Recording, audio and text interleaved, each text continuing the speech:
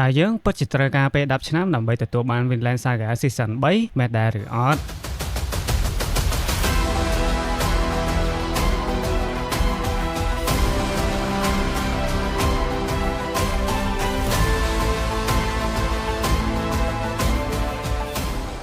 ឃើញថាគឺមានគ្នាយើងច្រើនខ្លាំងមែនតែនដែលជឿចាប់ថា10ឆ្នាំអត់មាន Vinland Season 3 តើហ្នឹងគឺជាការពិតឬក៏អត់ចឹងនៅក្នុងថ្ងៃនេះគឺ admin នឹងនិយាយពីការមើលឃើញរបស់ admin ទៅលើរឿងទាំងអស់ហ្នឹងជាពិសេសគឺជាដំណឹងល្អមួយដែលតាក់ទងទៅនឹង Studio Mappa មកចឹងដើម្បីកុំឲ្យស៊ីពេលអ្នកនរគ្នាយូរពេក admin នឹងនិយាយពី topic តែម្ដងទៅចឹង topic ដ៏ក្តៅរបស់យើងនៅថ្ងៃនេះគឺចង់សួរថាតើ Vinland គឺពិតជាត្រូវការរងចាំរហូតដល់10ឆ្នាំមែនឬក៏អត់ចឹងចម្លើយដ៏ស្មោះត្រង់របស់ admin គឺមិនដល់10ឆ្នាំទេហើយ admin នឹងនិយាយពីការយល់ឃើញរបស់ admin ទាំងអស់ទៅលើរឿងហ្នឹងទី1គឺអ្វីដែល admin អត់សូវជឿនោះគឺជាការរៀបចំ schedule រហូតដល់ទៅ10ឆ្នាំព្រោះបើតាមនៅក្នុងវិស័យ anime គឺមិនដែលមាន studio ណាអាចធ្វើ schedule វែងរហូតដល់ទៅ10ឆ្នាំចឹងទេបើទោះបីជាវាចេញពីពាក្យសម្ដីរបស់អ្នកស្រី Sakura Kanayama ក៏ពិតមែនតែវាគឺមិនមែនជា official ដែលចេញពី studio Mappa មកទេបានន័យថា Mappa គឺអត់បានបញ្ចេញព័ត៌មានហ្នឹងទៅកាន់សាធារណជនទេសរុបរួមមកអ្វីដែលយើងដឹងថា10ឆ្នាំអត់មាន Vinland ហ្នឹងគឺគ្រាន់តែជាព័ត៌មានបែកធ្លាយតែប៉ុណ្្នឹង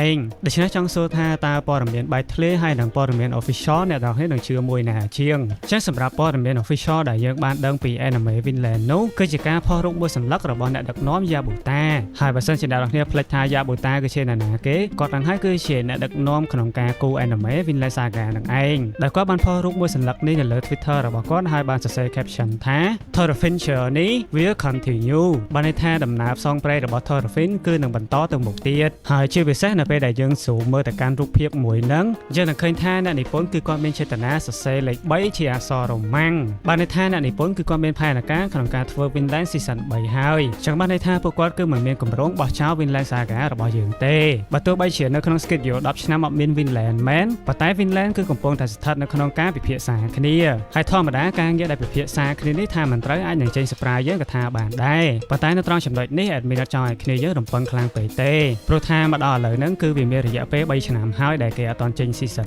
3ហើយព័ត៌មានចុងក្រោយក៏ត្រឹមតែជារូបភាពដែលគាត់បានផុសនឹងដែរអញ្ចឹងយើងកុំដាក់ក្តីរំពឹងរបស់យើងខ្លាំងពេកគ្រាន់តែដឹងថាវាមិនដល់រយៈពេល10ឆ្នាំនោះទេចំពោះមូលហេតុមួយទៀតដែលគេមិនអាចទុកចោល Vinland បាននោះក៏ដោយសារតែសាច់រឿងរបស់ Vinland Saga នៅក្នុង manga គឺត្រូវបានបញ្ចប់នៅក្នុងចុងឆ្នាំ2025នោះហើយបានន័យថានេះគឺជាភ្លើងខៀវដ៏ធំមួយសម្រាប់ studio ក្នុងការធ្វើ anime អញ្ចឹងបើតាម admin គិតនឹងការតាមដានកន្លងមក admin គិតថា Vinland គឺកំពុងតែស្ថិតនៅក្នុងការពិភាក្សាគ្នាហើយបើសួរថាគេពិភាក្សាគ្នាអំពីអ្វីគឺអំពីលុយប៉ុន្តែការពិភាក្សានេះដូចជាប្រើរយៈពេល3ឆ្នាំហើយអញ្ចឹង admin ក៏អត់ប្រកាសដែរប៉ុន្តែដំណឹងល្អបំផុតសម្រាប់ពួកយើងនៅពេលនេះគឺ Mappa បានរៀបចំ event ដ៏ធំមួយនៅថ្ងៃទី19នៅក្នុងខែនេះនឹងឯងដែល event មួយនោះគឺជាការអបអរសាទររបស់ studio Mappa មានអាយុកាល15ឆ្នាំហើយនៅក្នុង event មួយនោះគឺ Mappa បាន confirm តាក់ទងទៅនឹង anime មួយចំនួនដែលក្នុងនោះគឺមានដូចជា Attack on Titan New Project Chainsaw Man Assassin Arc Jujutsu Kaisen Hell Paradise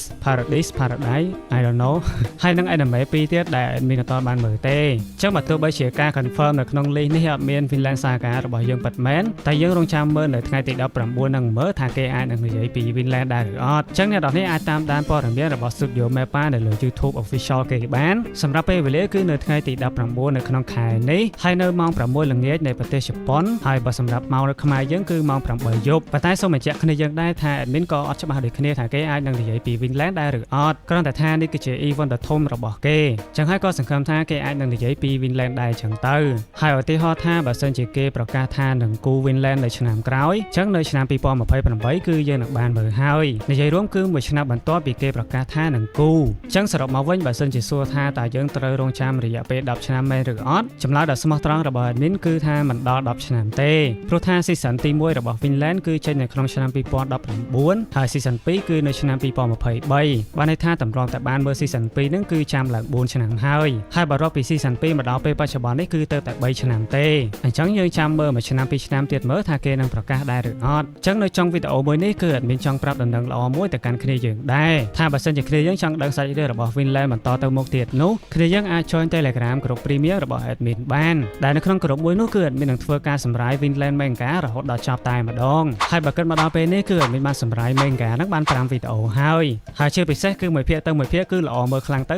តែម្ដងប៉ុន្តែសូមបញ្ជាក់គ្នាយើងថាការ join ក្រុម premium គឺត្រូវបង់មួយខែ 6000 រៀលដែលអ្នកនរគ្នាអាចមើលតម្លៃនៅលើអេក្រង់នឹងបានហើយ admin គឺហ៊ានធានាថាវីដេអូគឺដឹងតែល្អមើលអ្នកនរគ្នាគឺនឹងមិនស្ដាយលុយទេហើយ admin គិតថានេះគឺជាពេលដ៏ល្អសម្រាប់គ្នាយើងគួរតែ join ឥឡូវហ្នឹងទៅព្រោះបើសិនជា admin សម្រាយ manga ដល់ chapter ទី130គឺ admin នឹងធ្វើការឡើងថ្លៃក្រុម premium តែម្ដងហើយសម្រាប់ពេលបច្ចុប្បន្ននេះគឺ admin សម្រាយចិត្តដល់ chapter ទី130ហើយចឹងហើយគ្នាយើងគួរតែគិតគូរពិចារណាចូលពីឥឡូវហ្នឹងឲ្យហើយតែម្ដងទៅចឹងបើសិនជាអ្នកនរគ្នាមានចំណាប់អារម្មណ៍អាចឆាតមក Telegram របស់ admin បានហើយនៅពេលដែលអ្នកនរគ្នាបង់ប្រាក់ជាមួយ admin រួចគឺ admin នឹងទាញអ្នកនរគ្នាចូលទៅកាន់ក្រុម premium តែម្ដងហើយចំពោះការឆាតមក Telegram របស់ admin គឺមានចំនួន3វិធីគ្នាយើងចង់ចុច link នៅខាងក្រោមវីដេអូក៏បានចង់ scan QR ក៏បានឬមួយគ្នាយើងគ្រាន់តែចូលទៅកន្លែង search របស់ Telegram ហើយគ្រាន់តែ search ឈ្មោះ admin បែបនេះមកគឺវានឹង load account personal របស់ admin នៅលើហ្នឹងហើយអញ្ចឹងអរគុណអ្នកនរគ្នាហើយយើងនឹងជួបគ្នានៅវីដេអូក្រោយៗទៀតបាយបាយ